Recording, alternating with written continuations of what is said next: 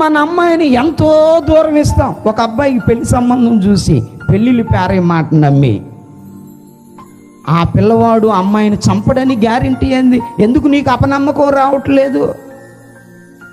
పెళ్ళిళ్ళు పేరే మాట ఎందుకు నమ్ముతున్నావు? ఎంతో దూరం నువ్వు తెలియని మనిషికి నీ బిడ్డని ఇస్తున్నావు. అపారంగా పెంచుకున్న అమ్మాయిని, ఆ అబ్బాయిని చూడగానే చక్కగా ఉండాడు, అందంగా ఉండాడు, లేడని చూస్తున్నావు, కానీ మంచోడా కాదని అడగలేకపోతున్నావు. తెలియదు అని నమ్మకంతో ఇచ్చాం. మన అమ్మాయిని నమ్మకంతో ఒక అబ్బాయి చేతిలో పెట్టాం. రాత్రి వేళ మంచం వేసుకొని హాయిగా ఫ్యాన్ కింద పనుకున్నాం. ఎలక్ట్రీషియన్ మీద నమ్మకం, బస్ ఎక్కావు, డ్రైవర్ మీద నమ్మకం. ఇన్ని నమ్ముతున్న ప్రజలకి దేవుణ్ణి ఎందుకు నమ్మలేకపోతున్నారు అనేది నా ప్రశ్న, నా ఆలోచన. అది నేను ఆలోచిస్తున్నాను.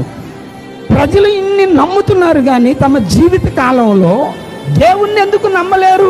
ఇన్ని రుజువులు చూపిస్తున్నాను, ఇన్ని ఆధారాలు చూపిస్తున్నాను, అయినా నమ్మకం కలగట్లేదే.